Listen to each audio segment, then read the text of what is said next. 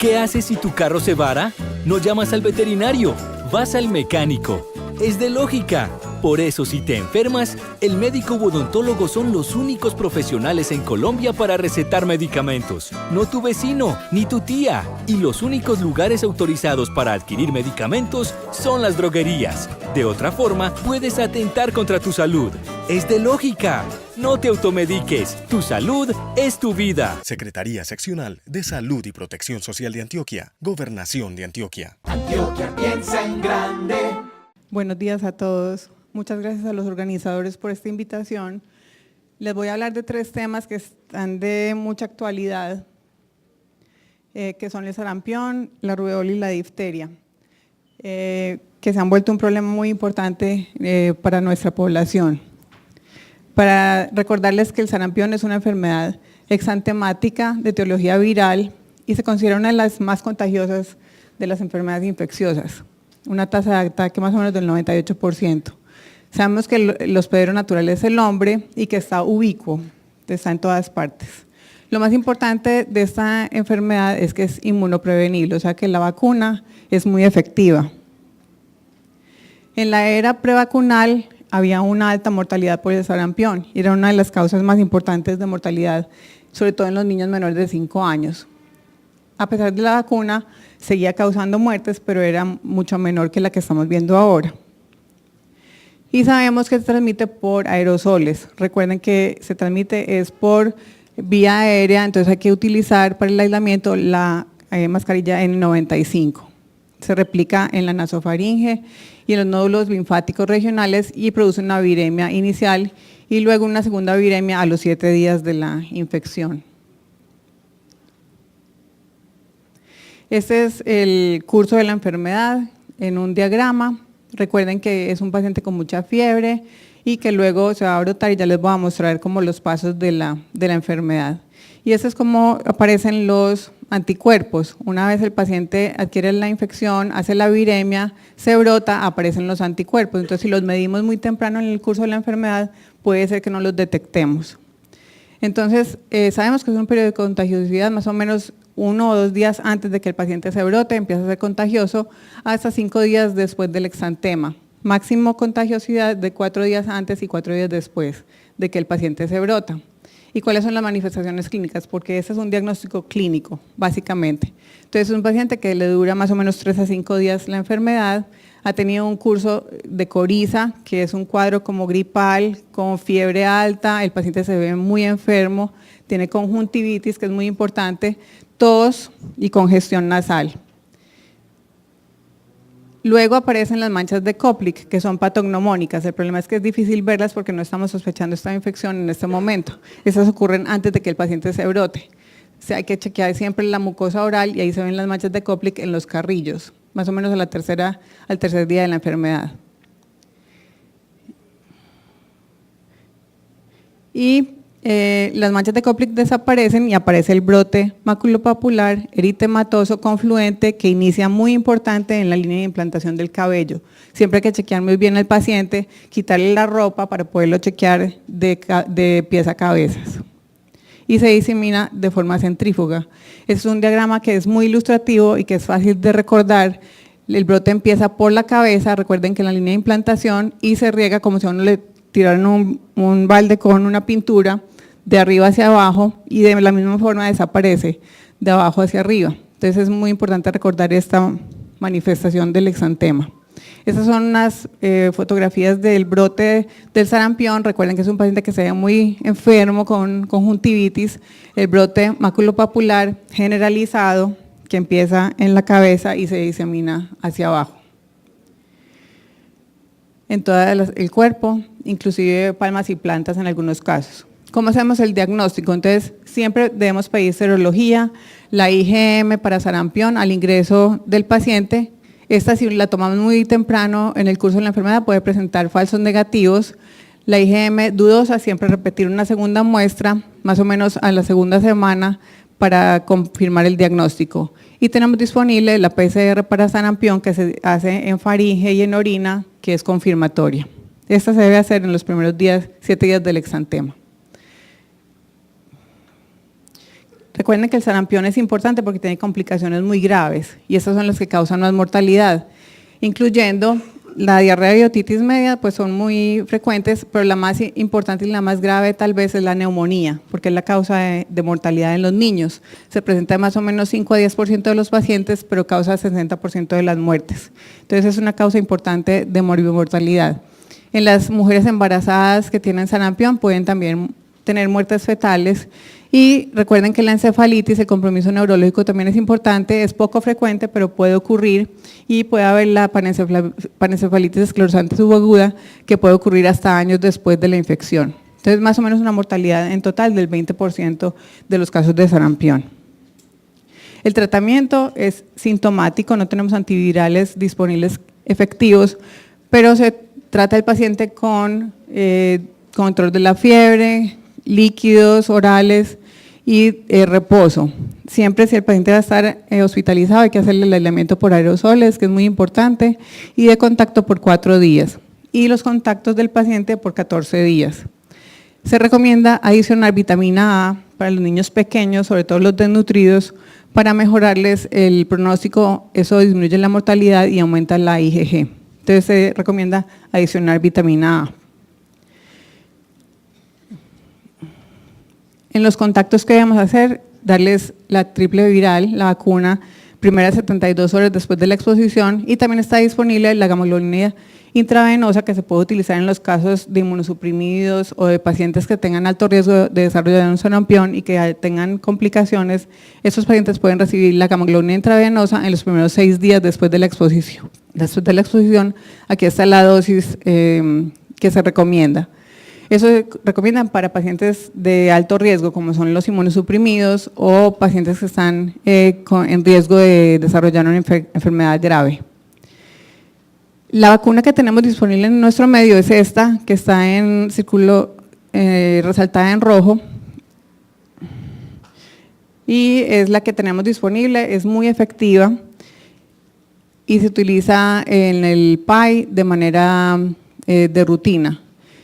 Hay algunas contraindicaciones para la vacuna, como todos sabemos, que son los pacientes que tienen inmunosupresiones graves, que tienen CD4 bajitos, que tienen VIH, que tengan inmunodeficiencias primarias, que son pacientes importantes en pediatría, que tengan problemas oncológicos o que tengan otros medicamentos que descansan en inmunosupresión, como son los antimetabolitos, los anti-TNFs, que los estamos usando con mayor frecuencia. El embarazo también es un estado de inmunosupresión y que puede hacer a la mamá más susceptible de tener un sarampión grave. ¿Cómo estamos en la actualidad? ¿Qué es lo más importante? Y porque es toda esta situación de emergencia que se nos ha creado. Entonces, en el 2002 se interrumpió la transmisión del virus salvaje en las Américas. En el 2010 Estados Unidos declaró que estaba libre de sarampión. En 2014 Colombia declara que está libre de sarampión autóctono, pero en el 2015 vuelven a presentarse casos de sarampión, primero en Estados Unidos en un parque de diversiones en California, luego en Europa también reportaron un brote en el 2015 y aquí se resalta en el mundo cómo estamos para el 2017, hay sarampión en todas partes del mundo. Más o menos 272 casos confirmados para el 2017. Y aquí en las Américas, en el 2017, no había muchos casos todavía, pero estábamos empezando a ver las consecuencias de la no vacunación en Venezuela y en países vecinos. Entonces, para el 2018 ya hay 33 casos confirmados de sarampión en América, ninguno en Colombia, pero en marzo del 2018 se reporta el primer caso aquí en Colombia, que fue un paciente que venía proveniente de Venezuela, y no ha habido casos todavía autóctonos, pero estamos en la vigilancia, en máxima alerta de que no vaya a haber casos autóctonos. Este es el último informe que tengo disponible de la semana 32 epidemiológica por el 2018, donde había reportados 38 casos importados y 20 relacionados. Entonces las directrices son redefinir el caso sospechoso, todo paciente que tenga fiebre y brote maculopapular, hay que tomarle las muestras de suero, orina, hisopado nasofaringeo. Es muy importante siempre informarlos y reportarlos a Civigila para que la Secretaría esté siempre vigilante de estos casos y hacer la visita epidemiológica. Intensificar la búsqueda de personas susceptibles. Es muy importante cuando haya un caso notificar, porque van a enviar de la Secretaría a investigar otros casos posibles, capacitar al personal y hacer las medidas de control. Este es el protocolo del Instituto Nacional de Salud, que lo pueden consultar en internet, y aquí clasifica los casos como sospechosos, confirmados por laboratorio o confirmados clínicamente y confirmado por nexo epidemiológico. Entonces es muy importante que estemos siempre consultando porque eso está actualizándose constantemente. También es muy importante garantizar la vacunación de la población, porque sabemos que es una infección que es muy efectiva la vacuna y que con esto podemos controlar. Requerimos una cobertura de 100%, que es lo ideal. Entonces, ¿qué nos está recomendando hacer la Secretaría? Completar el esquema de vacunas a los menores de 5 años, que reciban las 2 dosis de MMR al año de los 5 años. Los mayores de 11 años que reciban una dosis de SR, no está en el PAI. Menores de 11 años con esquema incompleto también 2 dosis de MMR, personales de salud que somos nosotros, que tenemos que estar siempre atentos a que no nos vaya a dar la infección, ponernos la dosis de SR, 2 dosis, y las embarazadas también, muy importante chequear que estén vacunadas. Entonces, para seguir con la otra infección que está ahora en alerta, hablamos de la rubéola o sarampión alemán. No es igual al sarampión y van a ver que hay unas diferencias importantes en la presentación clínica. Este es un virus ARN de la familia Togaviridae, el único reservorio también es el hombre, lo mismo que el sarampión, y está con distribución universal.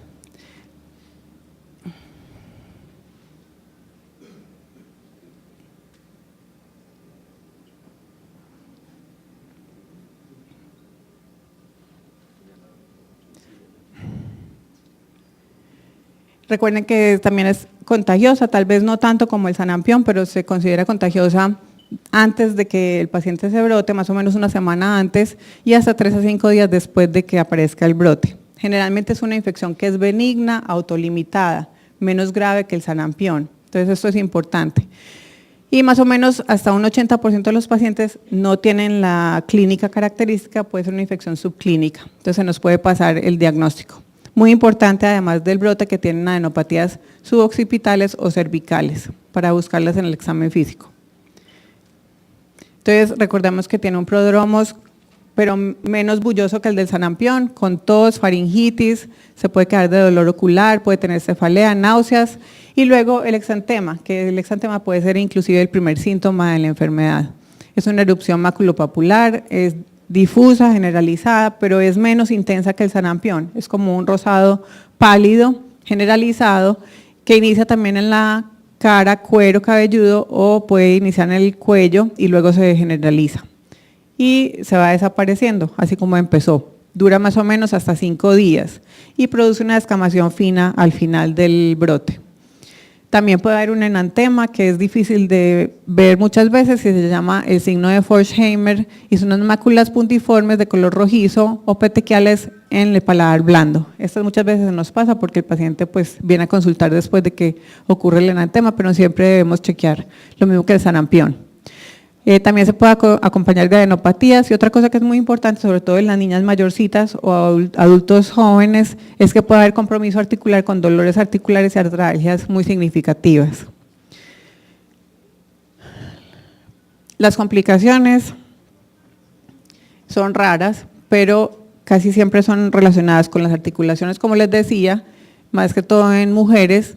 Puede haber encefalitis, púrpuras trombocitopénicas o neuritis periféricas, son las más frecuentes, aunque es una enfermedad generalmente benigna, autolimitada.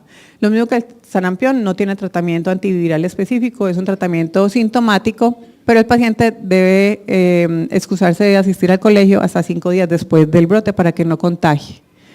¿Por qué es importante? Entonces, la rubéola es una enfermedad autolimitada y generalmente benigna por el síndrome de rubéola congénita, que es una causa frecuente de infecciones congénitas perinatales cuando la mamá se infectaba durante el embarazo y se lo transmitía a su bebé durante el embarazo. Este síndrome de rubéola congénita tiene muchas manifestaciones Ustedes saben que puede ser una cosa muy grave, tiene compromiso cardíaco, puede tener sordera, puede tener problemas visuales, es un bebé que si tiene el síndrome florídeo nace muy enfermito y que puede morirse. Entonces esta síndrome de rubeola congénita es la causa más importante de la alerta en cuanto a rubeola. Ya en Colombia estamos libres de rubeola congénita desde el 2015, pero con esta nueva ola de infecciones de rubeola y sarampión puede que volvamos a ver, si nos bajamos la guardia, en vacunar a las mujeres en edad fértil. Por eso es tan importante este punto, que es inmunoprevenible. Entonces, si vacunamos a las niñas antes de que queden en embarazo, entonces estamos previniendo este síndrome de rubeola congénita que es tan grave. Entonces, el diagnóstico diferencial, esto es solamente para hacerles un recorderis rápido. El sarampión y rubeola, los dos tienen fiebre, los dos tienen exantema. El del sarampión es más florido, más rojo, más ruidoso que el de la rubeola, y el paciente con sarampión va a tener siempre compromiso de conjuntivitis, conjuntivas y una tos y una coriza muy llamativas. Entonces, ¿qué es lo que recomienda la Alcaldía de Medellín, la Secretaría de Salud? A todo paciente que uno le sospeche de sarampión y rubeola, es un paciente que viene con fiebre y erupción maculopapular y con uno de los siguientes síntomas, uno más: tos, coriza, conjuntivitis y puede tener artralgias y adenopatías. A este paciente le debemos tomar siempre 3 muestras, serología para IgM, siempre, y el aislamiento de virus por PCR en orina y orofaringe. Entonces, esta es la directriz actual y las debemos tomar siempre y notificar al Civigila si tenemos un caso sospechoso. Y seguimos como último tema con la difteria, que se ha vuelto también un problema complicado porque también había sido erradicada, pero estamos viendo aparecer casos, y es una enfermedad interesante porque es una infección que es distinta a las otras en cuanto a que produce toxinas. Esta bacteria produce toxinas, entonces algunas de las manifestaciones son por la toxina, entonces vemos que es una toxicosis. La difteria en sí es causada por el Corynebacterium diphtheria de cepas toxigénicas. Y también existen otras corinebacterias que no son la difteria, que pueden producir como una difteria-like, una enfermedad parecida, pero que no es la difteria. Entonces, la difteria como tal es producida por las cepas toxigénicas y la cutánea generalmente es producida por cepas no toxigénicas. Entonces, eso es importante recordar. No siempre se logra el aislamiento de la bacteria en el laboratorio, eso es lo que la hace un poquito más difícil para el diagnóstico. El agente etiológico entonces es el Corynebacterium diphtheria, que es un bacilo gram positivo, aerobio, a veces es difícil de aislar en el laboratorio, y también hay otras parecidas, pero que no son las mismas difteria, que son el Ulcerans y pseudotuberculosis.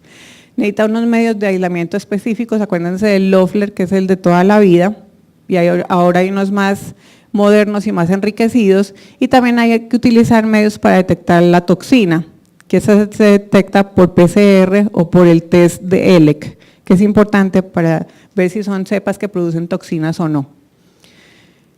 Es un agente que es ubícuo en la naturaleza y que a veces también se ha detectado en los fomites, o sea que no solamente lo transmitimos de una persona a otra, sino que también puede ser a través de fomites. El espectro de la enfermedad es muy amplio, como les voy a mostrar ahorita, pero importante recordar que la cutánea se disemina por periodos más prolongados de estas lesiones de piel. La vía respiratoria es usualmente la que se asocia con complicaciones. Entonces, las bacterias permanecen en las capas superficiales de la piel y las mucosas, ahí producen una reacción inflamatoria local y luego producen las membranas, que es lo que es más característico de esta enfermedad y lo cual vamos a buscar en el examen físico.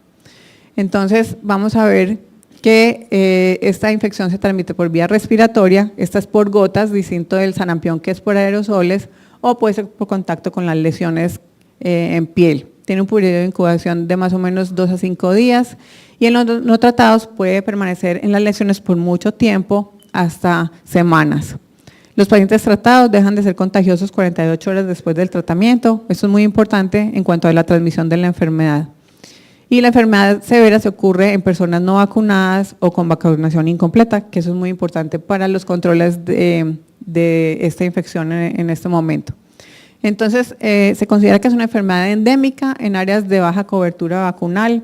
Eso era anteriormente África, Asia, Medio Oriente, algunas partes de Latinoamérica, pero ustedes saben que se han reportado más casos a nivel mundial, desafortunadamente.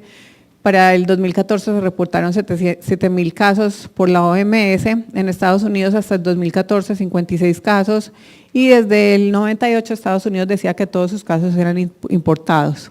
La mortalidad más o menos de 5 a 10%. ¿Qué está pasando en nuestro medio? En Latinoamérica, en Brasil, se habían reportado para el 2017 42 casos, 5 confirmados. En Haití, 410 casos con 75 muertes. En Venezuela, pues sabemos que hay brote desde el 2016. Y Colombia, también hemos tenido por casos de importados. Para el 2018, un caso fatal importado y se habían reportado 1.600 casos sospechosos y de estos 314 confirmados y 662 con nexo epidemiológico. O sea que realmente tenemos muchos casos y que tenemos que estar siempre en alerta para cuando veamos un caso sospechoso, un caso probable. Sabemos que es un periodo de incubación corto y que la mayor infección se produce en la piel y mucosas. Ahí hay una infección local y de ahí luego se disemina. Recuerden que es una enfermedad que también tiene exotoxinas y que algunas de las manifestaciones pueden ser por estas toxinas. Entonces, las manifestaciones clínicas van a depender del estado inmune del huésped, de si está vacunado o no, que es muy importante, y se ha clasificado la enfermedad en estos grupos mayores, nasal, faríngea, laringea y piel, que son los más frecuentes. Recuerden que la nasal puede simular un resfriado común, pero posteriormente desarrolla una rinorrea mucopurulenta, fétida, tiene evidencia de membranas nasales, entonces es muy importante revisar la nariz adentro para ver si es una difteria nasal. También puede haber una faríngea que puede tener un curso más insidioso con anorexia, puede haber adenomegalias muy grandes, por eso se llama el cuello en toro. Y puede haber una placa también, que siempre hay que revisar el paciente, a ver si tienen las placas, como la foto que les puse aquí, donde hay unas placas muy adherentes, muy blancas, muy gruesas en la faringe. También puede haber una difteria laringea, que es indistinguible del croup, pero puede complicarse con obstrucción respiratoria y falla respiratoria, y la cutánea, que es más de clima cálido, de habitantes de la calle por lo general, donde tienen unas lesiones ulcerosas con bordes muy bien definidos, que duran muchas semanas. Es un cuadro clínico muy insidioso, prolongado, de úlceras que son dolorosas y que usualmente están en las piernas, extremidades. Las del tracto respiratorio posiblemente son las más graves. Esta es una nasofaringitis membranosa, una laringotraqueitis obstructiva, y ojo que esta faringitis membranosa tiene rinorea sanguinolenta y esto es muy sugestivo de una difteria. Entonces, siempre que ustedes vean a un paciente que viene con un cuadro respiratorio sugestivo, búsquenle la membrana y búsquenle la rinorea sanguinolenta porque eso es muy característico. También hay compromisos más graves como miocarditis o sistema nervioso central, como un Guillain-Barré. Estos son los cuadros más graves, generalmente son cuadros producidos por las toxinas y son pacientes que vienen muy enfermos. El diagnóstico entonces va a ser clínico, siempre tenemos que tener la sospecha clínica para poder hacer el diagnóstico y debemos informarle al laboratorio que estamos sospechando una difteria para que ellos sepan qué medios de cultivo utilizar. Siempre tomar muestras para cultivo de garganta, nasofaringe, mucosas o piel y ojalá tomar varias muestras, porque entre más muestras tomemos, pues más rendimiento vamos a tener en los cultivos. A todos evaluarlos para la producción de toxinas, lo que veíamos ahorita, por el test de ELEC o la PCR, que están disponibles en nuestro medio, en el Instituto de Medicina Nacional de Salud. Recuerden que dentro del tratamiento es muy importante aislar al paciente, porque el paciente es contagioso, entonces debemos aislarlo por gotas y por contacto hasta que tengamos 2 cultivos negativos con 24 horas de diferencia. Y de no ser posible, pues tratarlo por 14 días y aislarlo durante ese tiempo. siempre incluyendo en el tratamiento, pues le vamos a dar la antitoxina equina y los antibióticos. La antitoxina, pues las dosis están aquí, las pueden consultar. Es muy importante siempre darle la antitoxina junto con el antibiótico. Y entre más rápido le demos el tratamiento, pues mejor el pronóstico del paciente. Entonces, el tratamiento está indicado no solamente para el paciente, para que no tenga mortalidad, sino que también está indicado para evitar la producción de la toxina y evitar la transmisión de esta infección. El antibiótico no sustituye la antitoxina, entonces siempre hay que dar las dos cosas. El antibiótico le vamos a dar o penicilina cristalina de 100.000 a 150.000 unidades por kilo día, o procaínica o eritromicina, cualquiera de estas. Lo más importante es empezar el tratamiento antibiótico temprano junto con la antitoxina. Y se debe documentar la erradicación de las bacterias con 2 cultivos negativos, como les decía ahorita, tomados 24 horas de diferencia. Si en más de 10 días de terapia es positiva la toxina, se debe volver a tratar y vacunar a ese paciente.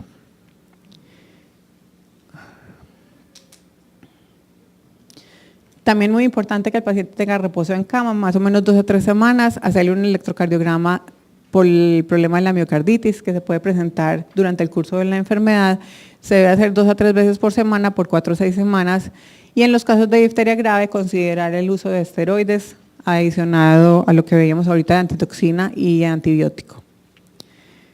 Los contactos que debemos hacer, hacerles también cultivos de nariz y garganta y vigilarlos por 7 días. Estos contactos de difteria deben recibir también antibióticos, una dosis de benzetacil, una única dosis o eritromicina por 7 a 10 días, cualquiera de las dos, pero los contactos deben recibir tratamiento antibiótico. Y siempre evaluar el estado inmune para ver si se le puede vacunar a los contactos. Entonces es muy importante ver si es un contacto que no tiene inmunización o que tiene inmunización incompleta o que la última dosis la recibió más de 5 años. Ese paciente, ese contacto requiere nueva vacunación. Entonces, muy importante la inmunización porque esta es la forma universal más efectiva de prevenir la infección. Esto es verdad para muchas de los problemas en infectología. Entonces, esos 3 gérmenes que hablamos hoy, los 3 son inmunoprevenibles. Entonces, dentro del esquema de manejo de la transmisión está incluido la vacunación. Entonces, el objetivo es neutralizar las toxinas, pero requiere que haya un alto porcentaje de la población vacunada para que sea efectivo. Entonces, ojalá 70-80% de la población vacunada para poder ser efectivo. Las metas deben ser 100% de cobertura. Pero el problema es que hay unas poblaciones que no estamos alcanzando ese porcentaje y esos son los que crean el problema. Entonces, estas son las vacunas que están disponibles para difteria. Aquí les traje la lista de las disponibles. Todas las tenemos aquí en nuestro medio, algunas y todas muy efectivas. El aislamiento, entonces, muy importante, precauciones estándar y aislamiento por gotas para los pacientes que tienen difteria faríngea, hasta tener 2 cultivos de nariz y garganta negativas, y aislamiento de contacto para los pacientes con difteria cutáneo, también hasta tener 2 cultivos negativos. Entonces, muy importante siempre aislar a los pacientes para evitar la diseminación. El pronóstico ha mejorado con la vacuna, por supuesto, pues no habíamos vuelto a ver difteria como se veía anteriormente, y ha mejorado la mortalidad. Si se sospecha iniciar tratamiento el primer día, ojalá lo más rápido posible. Esto mejora la morbimortalidad de los pacientes, baja la mortalidad a menos de 1%. Si se retarda hasta el 4.º día de la enfermedad, esta mortalidad aumenta 20 veces. Si hay afección cardíaca, puede haber secuelas a largo plazo, ya cardíacas, y si hay afectación neurológica, también puede haber secuelas a largo plazo, pero generalmente se recuperan. Entonces, en conclusión de las 3 infecciones, sabemos que son infecciones que aún amenazan a nuestra población, a pesar de que algunas hayan sido erradicadas, han vuelto por distintas razones, algunas agravadas por los conflictos sociopolíticos actuales.